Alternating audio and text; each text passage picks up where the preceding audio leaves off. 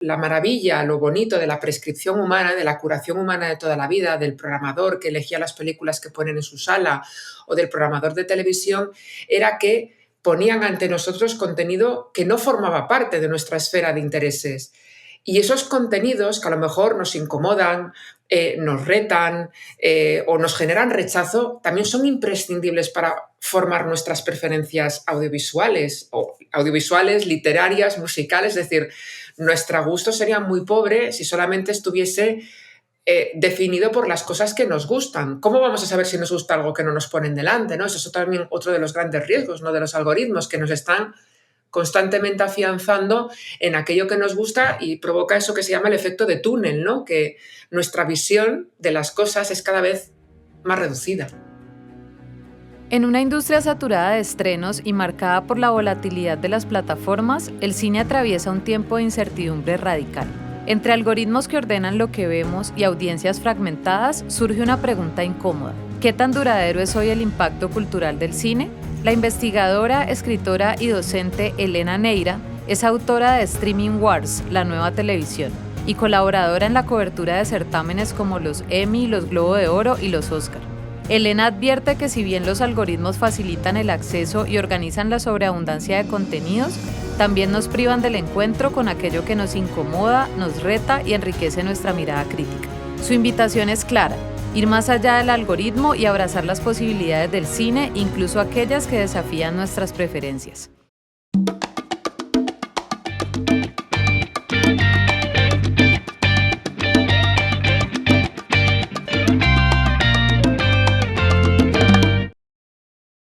Bueno, Elena, bienvenida a Takeshima Podcast. Estamos justamente teniendo una serie de episodios como para hablar de el futuro de la industria audiovisual, cultural, los impactos que están teniendo la tecnología y la inteligencia artificial.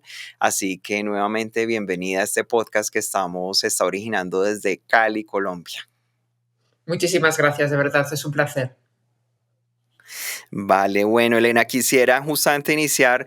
Tú has dedicado muchos años a estudiar los modelos de distribución audiovisual en plataformas y especialmente en las plataformas de streaming. ¿Cuál ha sido tu principal hallazgo después de todos estos años de investigación? Pues te diría que después de muchos años dedicada pues, a la observación, al análisis, un poco a esta visión que te da la academia, que es ver las cosas pues, como desde la distancia y de una manera un poquito más sosegada, es que nadie sabe nada, en realidad. Estamos en una industria en la que es una industria muy cambiante, una industria muy volátil, una industria en la que desde que apareció Internet, la aceleración que ha provocado las tecnologías en la transformación de los modelos de negocio ha sido cada vez mayor. De hecho, mencionabas la inteligencia artificial. Yo creo que la inteligencia artificial está destinada a provocar una auténtica revolución industrial en la manera de producir y distribuir cine. Pero te diría que el principal hallazgo es esto, de que nadie sabe nada. Es decir, que lo que entendimos durante muchos años, durante 30, 40 años, que eran como los dogmas, ¿no?, de la industria, cada vez están más en tela de juicio y de repente tenemos, como meros ejemplos, pero tenemos un verano en el que una película de plataforma como Fórmula 1 ha igualado en recaudación a un blockbuster de Hollywood como ha sido Superman. Tenemos una película de plataforma como es K-Pop Demon Hunters, que Sony se la quitó de encima porque no quería que fuese a hacer nada en salas de cine y se convierte en un fenómeno en Netflix y se estrena en salas de cine con una versión sing-along y funciona fenomenal. Otras películas que dábamos por hecho que iban a funcionar y no han funcionado. Es decir, estamos ahora mismo, yo creo que en un momento de máxima incertidumbre y yo creo que todos confían en que la tecnología sea como ese faro que les ayude a hacer lo que más le gusta a la industria, que es a minimizar riesgos, ¿no? Muchas gracias, Elena. Sí, de acuerdo. Cada vez creo que vamos descubriendo que sabemos menos. Así que bueno, pues digamos que justamente por eso este podcast para tratar de entender lo que se viene o pues este tema de incertidumbre. Y aquí viene otra pregunta que tiene que ver, ya los algoritmos son los que están recomendando y condicionando, ¿no?, las parrillas, la programación. Esto sumado a unos nuevos modelos que tú has analizado de cuando uno tira todo en un bloque o individual como lo hace Netflix o diferenciado como lo hace HBO de pronto que va lanzando los capítulos. ¿Cómo esto está impactando, digamos, vamos a tener en el futuro, serán realmente los algoritmos los que van a seguir programando en una especie de algo más especializado de acuerdo a los gustos de cada persona? ¿O volveremos nuevamente quizás en un futuro a ver digamos, a volver a una sala, que lo veo cada vez menos probable? Eh, ¿Cómo ves este proceso y lo que está pasando? Y si esto también de lanzar todo en un bloque, que también creo que lo has abordado, si lo que nos está haciendo es embruteciéndonos y de creando un cerebro fast food. Sí, vaya pedazo de pregunta, ¿eh? Que yo creo que es que tal vez que sea la más relevante. En primer lugar, quiero partir una lanza en favor de los algoritmos, que yo sé que tienen muy mala fama, que todo el mundo considera que son el mal absoluto, y la realidad es que Internet no podría existir sin algoritmos. El gran problema, o sea, la gran ventaja de Internet es que permitió una explosión de contenidos sin precedentes, incluso de contenidos que dentro del circuito tradicional no habrían sido posibles, y que encontró a sus públicos gracias a la distribución digital. Y entonces los algoritmos los que se encargan es que en ese océano de contenido tan inmenso que existe, el poder ponernos delante selecciones que nosotros podamos gestionar, porque evidentemente yo ya soy de otra generación, yo recuerdo la época en la que las novedades eran pocas, y tú tenías pues la novedad en los cines, de vez en cuando algún programa que se estrenaba en televisión, luego pues lo que pudieses alquilar de vídeo doméstico en tu casa, pero la oferta era relativamente limitada y guardaba una cierta relación con la demanda del público. La ley de la oferta y la demanda en Internet ha saltado por los aires, es decir, se produce mucho más de lo que la audiencia puede absorber. Por tanto, los algoritmos son muy necesarios para que la gente pueda encontrar aquellos contenidos que le interesan, porque nuestro cerebro no está preparado, ¿no?, para absorber tantísima información. Y eso tiene, yo creo que, ventajas, pero también tiene profundos inconvenientes. Tú has planteado el tema de ese cerebro fast food, y te diría que hay dos implicaciones, yo creo que muy importantes. La primera implicación es la implicación industrial. Y hablamos ya de una cuestión básica de no solamente de sostenibilidad, es decir, estamos produciendo más de lo que el mercado es capaz de absorber, estamos dejando huella de carbono, estamos saturando el mercado, estamos impidiendo que proyectos más pequeños tengan acceso a sus públicos, sencillamente porque las grandes corporaciones están saturando el mercado. Y eso es malo para la industria en general. O sea, yo diría, por una parte, la consecuencia industrial. Y luego, por otra parte, como bien decías, el tema de los estrenos en bloque en el caso del contenido seriado, o de la saturación de estrenos con independencia del formato, que lo que provoca es que haya una rotación de estrenos tan elevada que el contenido, no sé si tú compartes la opinión, pero yo creo que el contenido cada vez deja menos pozo en la gente. Antes había estas series míticas que todos somos capaces de recordar, sobre todo las de hace varias décadas, ¿no?, que tenían un impacto cultural muy profundo. Y ahora no es que no exista impacto cultural, que existe, hay series que tienen un fuerte impacto cultural, lo que ocurre es que ese impacto cultural es muy efímero, porque sencillamente se ve desplazado por el nuevo estreno. Entonces, creo que la distribución digital ha traído grandes ventajas al usuario, ha permitido acceder a un montón de contenido que de otra manera no se podría acceder a él, permite mucha abundancia, mucha diversidad, pero yo creo que también tiene grandes inconvenientes que comprometen, al menos eso es lo que nos dicen los estudios, comprometen seriamente el futuro de otro tipo de contenido que también me parece muy necesario, ¿no?, para nuestro desarrollo como espectadores. Sí, sí, de acuerdo. Digamos que no es lo mismo cuando uno tenía ese espacio, incluso al ver una película que te quedas pensándola, ¿no? Y sales de la sala de cine.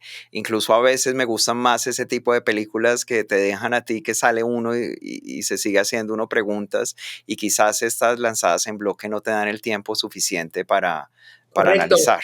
Y otra cosa, tú me hablabas de la recomendación de algoritmos, que al final un algoritmo lo que hace es emparejar a una persona con las cosas que cree que le van a gustar en base a un montón de información que tiene sobre nosotros. Y lo que hay que pensar es que la maravilla, lo bonito de la prescripción humana, de la curación humana de toda la vida, del programador que elegía las películas que ponen en su sala o del programador de televisión, era que ponían ante nosotros contenido que no formaba parte de nuestra esfera de intereses. Y esos contenidos que a lo mejor nos incomodan, nos retan o nos generan rechazo, también son imprescindibles para formar nuestras preferencias audiovisuales, o audiovisuales, literarias, musicales. Es decir, nuestro gusto sería muy pobre si solamente estuviese definido por las cosas que nos gustan. ¿Cómo vamos a saber si nos gusta algo que no nos ponen delante? ¿No? Eso es también otro de los grandes riesgos, ¿no?, de los algoritmos, que nos están constantemente afianzando en aquello que nos gusta y provoca eso que se llama el efecto de túnel, ¿no? Que nuestra visión de las cosas es cada vez más reducida. Ujú. Hablemos ahora un poco de la inteligencia artificial que ya viene impactando. Bueno, obviamente que existe desde hace rato, cada vez está más, digamos, y hay más competencia entre estas compañías que están manejando inteligencia artificial y ya empieza a impactar mucho la producción audiovisual y la medición de audiencias. ¿Tú cómo ves cuál es el impacto que de pronto van a tener en la manera en que consumimos también la inteligencia artificial y en la medición? Aquí es que, fíjate que yo cuando empecé a trabajar en el audiovisual, en una distribuidora de cine como responsable de marketing, recién estábamos empezando a sentir el impacto que estaba provocando Internet, ¿no? El momento de la piratería, en el que cada vez era más difícil llevar a la gente a las salas y había unos problemas muy serios para conseguir la fidelidad del público. El calado que está teniendo la inteligencia artificial, no solamente en los procesos de distribución, sino en el proceso de producción, recién estamos empezando a ver cuáles son las consecuencias. Porque a pesar de que ha habido una reticencia inicial muy clara de que las personas de la industria tradicional decían, no queremos meter la inteligencia artificial, esto supone adulterar el proceso creativo, cada vez son más las compañías. La última de ellas, A24 Films, que es como un estudio que de manera tradicional siempre ha defendido, ¿no?, que quería hacer las cosas de manera artesanal. Todas están empezando a integrar procesos de inteligencia artificial para detectar comunidades, para acelerar los procesos de producción, para para iterar más, para poder explorar muchas más opciones en cuanto a psicología de los personajes, en cuanto a decorados, en cuanto a sonidos, trabajos de postproducción, efectos visuales. Yo creo que, como decían en Spider-Man, ¿no?, que un gran poder conlleva una gran responsabilidad. Creo que la inteligencia artificial puede ser un poderoso aliado.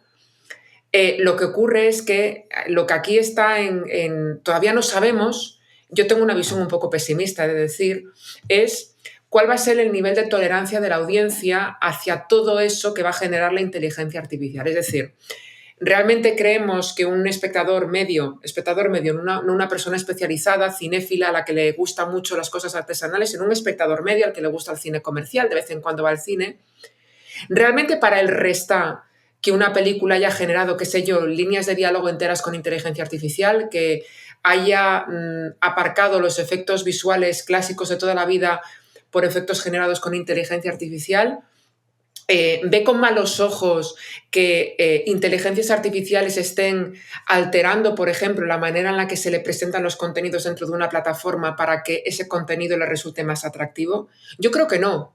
Yo creo que la industria siente cierto pudor en el uso de estas herramientas, tiene cierto temor a que destruya empleos, a que el proceso no sea verdaderamente artesanal y verdaderamente profesional, pero yo creo que hay una masa de audiencia cuyo umbral de tolerancia y cuyo umbral de exigencia cada vez es más reducido, porque la inteligencia artificial cada vez está más presente en las redes que consumimos habitualmente, que son las redes sociales.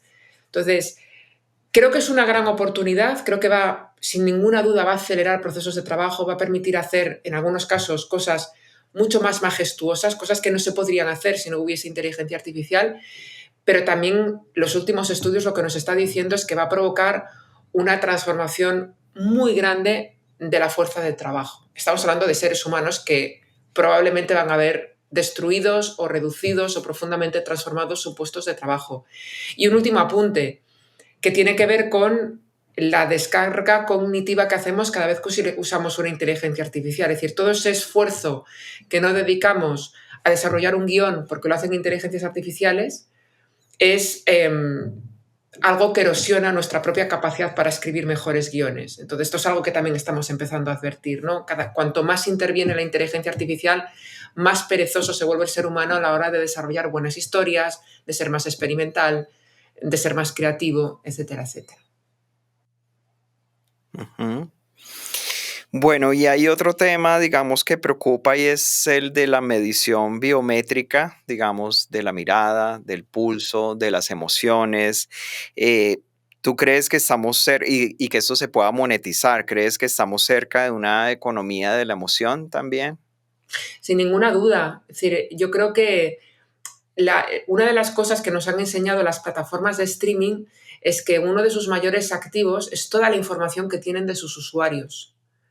Absolutamente es su mayor activo, mucho más que la suscripción que le pagamos mes a mes. Es esa información donde está el verdadero valor, es ese ADN de preferencias donde está la verdadera fuente, la verdadera mina de oro de las plataformas.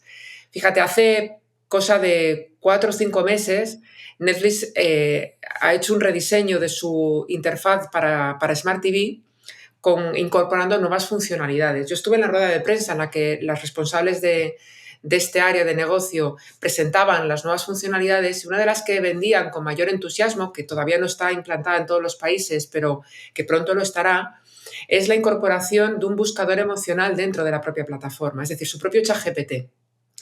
Y un poco la lógica que seguían era, es que nosotros no vamos a exigir al usuario que busque una película en concreto, que busque un género, sino que le vamos a ofrecer la oportunidad que pueda buscar en función de cómo se siente. Por ejemplo, dime una película de miedo, pero que no me dé tanto miedo como para que no pueda dormir. O dame una comedia ligera después de un día muy duro en la oficina. O ponme una película que me haga reflexionar y que tenga que ver con el medio ambiente y que me haga sentir bien.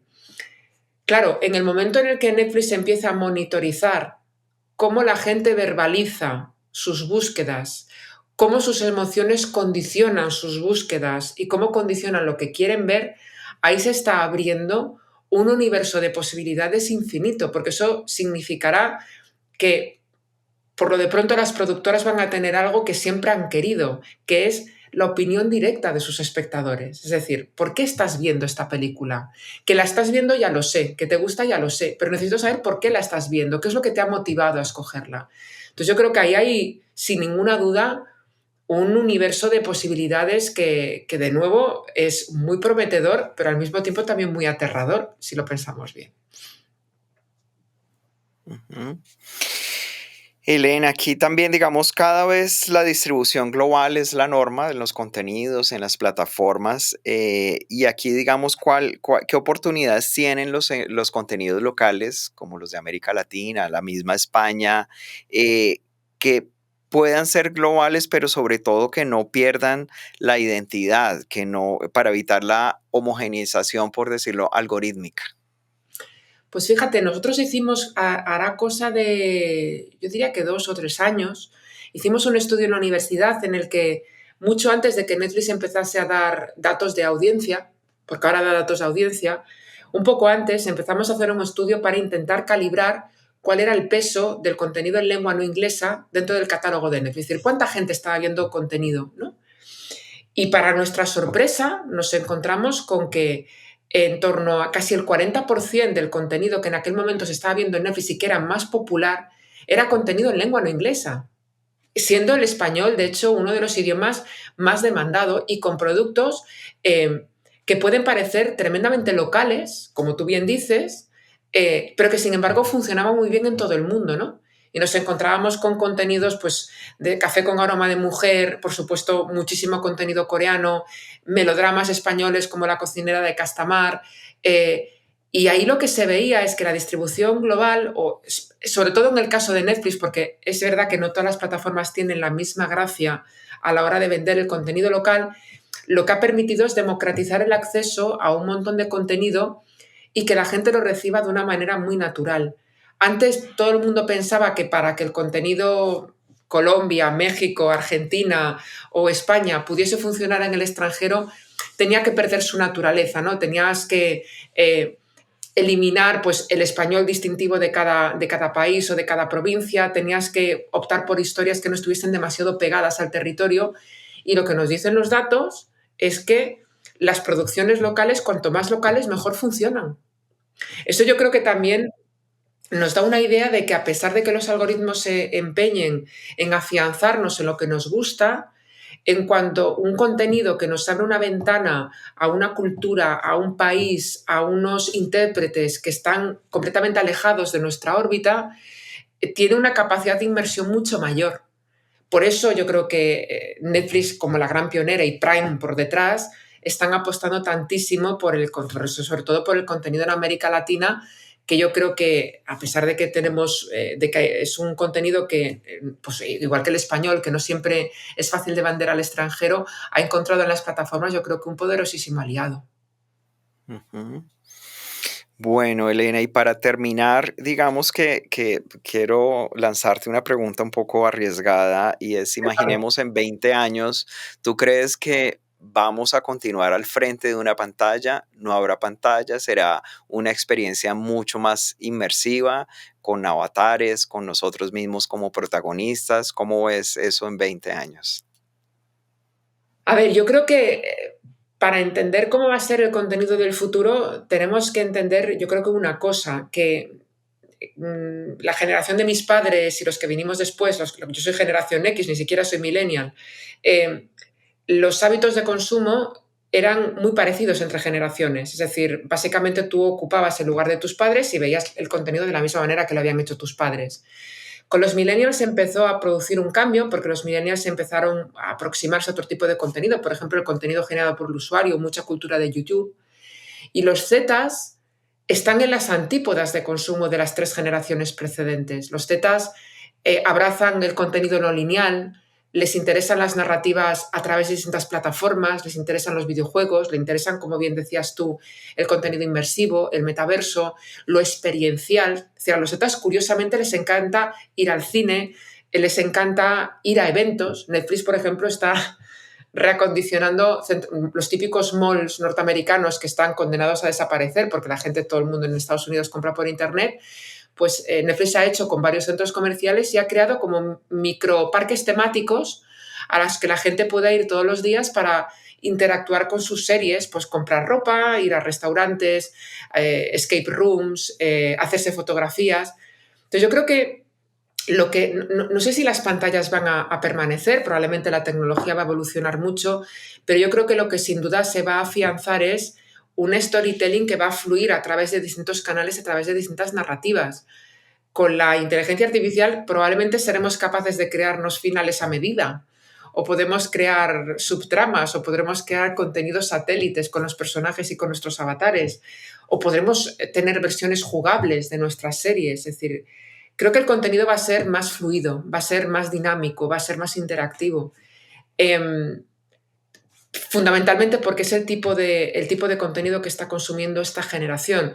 Y si nos ponemos ya en la generación alfa, que son los que ahora tienen, pues que los que ahora tienen 6 y 7 años, pues esa generación, probablemente el contenido lineal, el meterse 3 horas en una sala de cine, les parezca probablemente ciencia ficción. O sea que yo creo que va a ser un mundo apasionante para el storytelling, y va a ser un mundo apasionante para contar historias, que al final es de lo que se trata.